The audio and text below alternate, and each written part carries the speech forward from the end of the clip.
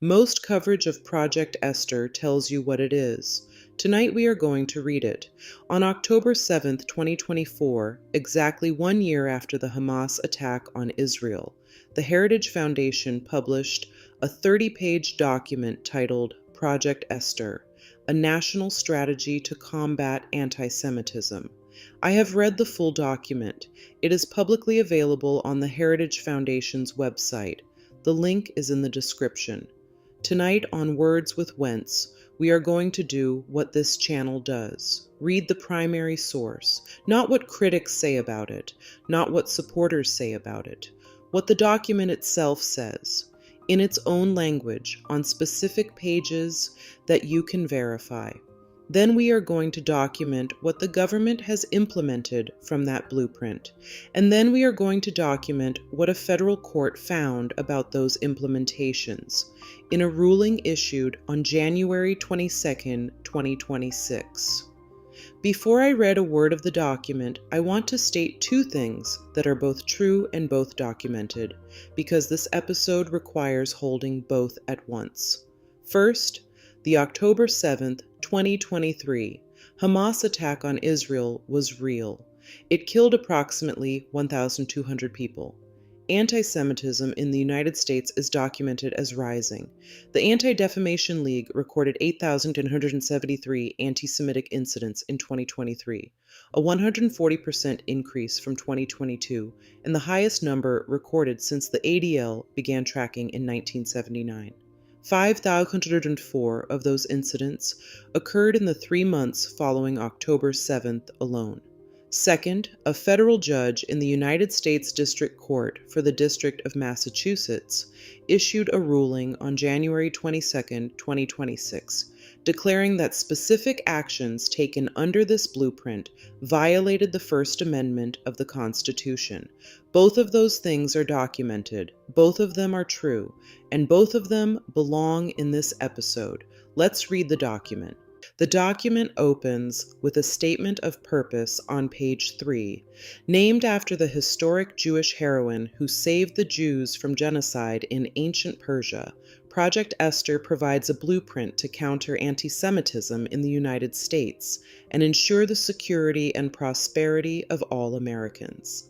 It was drafted by Victoria Coates, Robert Greenway, and Daniel Flesch at the Heritage Foundation, the coalition of organizations listed as founding members of the National Task Force to Combat Anti-Semitism, announced in November 2023, includes America First Policy Institute, Coalition for Jewish Values, Concerned Women of America, Family Research Council, Heritage Foundation in Defense of Christians, Independent Women's Forum, Latino Coalition for Israel, National Association of Scholars, Philos Project, Regent University, and the Steamboat Institute. I want you to note what is not on that list. No mainstream Jewish organizations, no Anti-Defamation League, no American Jewish Committee, no Jewish Federations of North America, no Union for Reform Judaism, no United Synagogue of Conservative Judaism. The founding coalition that drafted this national strategy to combat anti-Semitism did not include any of the major mainstream Jewish organizations that have historically led anti-Semitism fighting efforts in the United States. The document's mission statement on page 4 is explicit. The National Task Force to Combat Anti-Semitism leads a coalition to dismantle the infrastructure that sustains the HSN, the Hamas Support Network, and associated movements' anti-Semitic violence inside the United States of America within 12 to 24 months. The vision statement continues, "Our hope is that this effort will represent an opportunity for public-private partnership when a willing administration occupies the White House." The document was published on October 7, 2024. Donald Trump won the presidential election on November 5, 2024. He was inaugurated on January 20, 2025. Here is the paralegal problem with Project Esther that I want you to understand before we go any further. In law, definitions matter more than almost anything else. When a statute or a policy defines a term, that definition determines who the policy applies to. The definition is the strategy. On pages 7 through 9 of the document, Project Esther defines what it calls the Hamas support network, the target of the entire blueprint. The document states on page 8, the virulently anti-Israel, anti-Zionist, anti-American groups comprising the pro-Palestinian movement, including those that merely use this issue cynically in the furtherance of other goals, both abroad and inside the United States, are exclusively pro-Palestine, part of a highly organized global Hamas support network, and therefore effectively a terrorist support network. Let me read that again. Groups that use the issue cynically in the furtherance of other goals are also included in the designation as part of the Hamas support network, and therefore, in the document's own language, effectively a terrorist support network. The document specifically names the following organizations as part of this network: National Students for Justice in Palestine, American Muslims for Palestine, Jewish Voices for Peace, and as financial supporters, the Open Society Foundations, the Tides Foundation, the Rockefeller Brothers Fund, and the Westchester People's Action Coalition Foundation. Jewish Voices for Peace, a Jewish organization, is named by a document framed as a national strategy to protect Jewish Americans. The Open Society Foundations, one of the largest philanthropic organizations in the world, is named as a financial supporter of the Hamas support network. I am not characterizing these designations. I am reading them. The document is the source. And the breadth of those designations is what the rest of the document builds its mechanisms on. Pages 19 through 28 of the document contain its operational framework, what it calls desired effects, necessary conditions, and means. This is where the document moves from definition to mechanism. Let me read you specific desired effects from page 21. I am quoting the document directly. Desired effect 2, HSO supporting faculty and/or staff removed or fired. Desired effect 3, HSO access to campuses lost and/or denied. Desired effect 14, permits for HSOs to protest or demonstrate are restricted and/or denied. Desired effect 15, people are unwilling to join demonstrations. And from page 22, necessary conditions. NC 11, foreign HSO leaders and members deported from the U.S. NC 24, localities unwilling to grant permits for HSO demonstrations or protests. NC 25, potential demonstrators fear affiliation with HSOs. I want to pause on NC 25. A desired necessary condition of this strategy is that potential demonstrators fear affiliation with these organizations. Not that they are persuaded, not that they are educated, fear. Now the legal tools. On page 27, the document lists the authorities it proposes to use. I am quoting directly. We have several laws at our disposal that may help to exploit HSN and HSO vulnerabilities, such as the Foreign Agents Registration Act, FARA, the Racketeer Influenced and Corrupt Organizations Act, RICO, and Counterterrorism, Hate Speech, and Immigration Laws, FARA. The same law we covered in Episode 3, Registration Number 7653, and Episode 13, One Law, Two Standards. That same law is listed on page 27 of this document as a tool to be deployed against domestic organizations designated as part of a terrorist support network. The document also calls for what it terms lawfare, using legal action as a strategic weapon, and for information campaigns designed to, in the document's own language, name and shame and disrupt communications, both to the broader public and among each other. This is not a summary of the document. This is the document. The document was a blueprint. The question is what happened next. According to an April 2025 analysis by Politico of the 47 points contained in Project Esther, the Trump administration and its allies in Congress had already moved in rhetoric or policy to make at least 27 of them a reality. Here is the documented record of specific implementations. On January 30th, 2025, 10 days after inauguration, the President signed an executive order titled Additional Measures to Combat Antisemitism.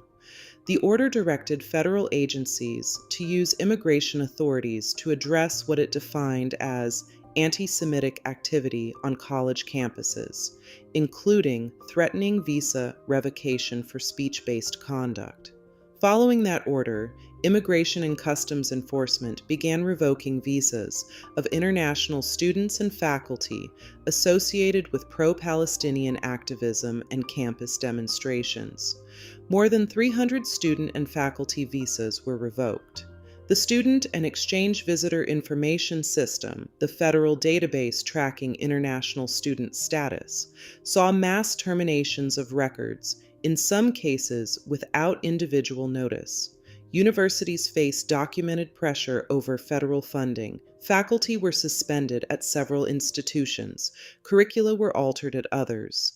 In Congress, H.R. 9495, introduced in the 119th Congress, would give the Treasury Secretary the authority to designate nonprofits as terrorist-supporting organizations and suspend their tax-exempt status without the standard due process protections. The bill passed the House. As of this recording, its Senate status should be verified before publish. The document's desired effect of people being unwilling to join demonstrations and potential demonstrators fearing affiliation, NC 25, has a documented real-world counterpart. Research organizations tracking protest activity have documented significant decline in campus demonstration participation following the visa revocation campaign. We report what the documents show. These are the documents. On September 29, 2025, United States District Judge William G. Young of the District of Massachusetts issued a 161-page verdict in AAUP versus Rubio, a case brought by the American Association of University Professors, the Middle East Studies Association, and several university chapter affiliates. In the opening of that verdict, Judge Young wrote that this case was perhaps the most important ever to fall within the jurisdiction of this district court. The judge's central holding, non-citizens unequivocally hold the same free speech rights as citizens. On January 22, 2026, Judge Young issued a remedial order. The holding in that order was direct. The administration's policy of targeting non-citizen students and faculty for deportation based on their political speech is unconstitutional. It violates the First Amendment of the United States Constitution by impermissibly targeting protected expression by non-citizens. The remedial order imposed a procedural barrier on future actions, requiring that individuals targeted based on protected speech have the ability to quickly challenge any adverse changes to their immigration status as presumptively retaliatory. As of July 2026, the litigation is ongoing. The President's Alliance case, which challenges the underlying SEVIS termination and visa revocation policies on First Amendment and Administrative Procedure Act grounds, survived a government motion to dismiss on March 20, 2026. The core claims are proceeding. No court has issued a final ruling on all claims, but the federal court record to date is documented. The ideological deportation policy, the mechanism that most directly corresponds to Project Esther's desired effect of foreign HSO leaders and members deported from the U.S., has been found unconstitutional by a United States District Court. The court record is public. The links are in the description. I want to close with two things. One is a connection to previous episodes of this series. The other is about your rights. In episode 3, we documented FARA registration number 7653, Show Faith by Works, LLC, a $4.1 million campaign funded by the Israeli Ministry of Foreign Affairs to geofence American churches during Sunday worship. In episode 13, we documented FARA enforcement. The Foreign Agents Registration Act applied unevenly, with questions about whether the same law is applied consistently to all foreign principals. On page 27 of Project Esther, FARA is listed as a legal tool to be used to exploit the vulnerabilities of the Hamas support network inside the United States, the same law. Now proposed as a weapon against domestic organizations that have not registered as foreign agents, that are not foreign agents, but that the document has designated as part of a terrorist support network by definition. I am not drawing a conclusion about whether that use of FARA is legal or appropriate. I am documenting that the same law appears in 3 separate episodes of this series, in 3 different directions, and that every time it appears, the question of consistent, equal enforcement follows it. Now, your rights. The First Amendment of the United States Constitution protects the freedom of speech and the right of the people peaceably to assemble. It does not say citizens only. The federal court in AAUP versus Rubio confirmed what constitutional scholars have long held. Non-citizens unequivocally hold the same free speech rights as citizens when present on U.S. soil. The right to demonstrate peacefully, the right to criticize government policy, the right to hold views that are unpopular. These are not privileges extended by the government. They are rights protected by the Constitution against the government. Project Esther is a public document. The executive order is a public document. The court orders are public documents. H.R. 9495 is a public document. Every link is in the description. We report what the documents say. The documents are significant. The documents are in the description. This is Words with Wentz. Know your rights. Let the signal cut through the noise. Reading between the lines. Every story leaves a trace, unlocking time and space, finding truth with Wentz. Words with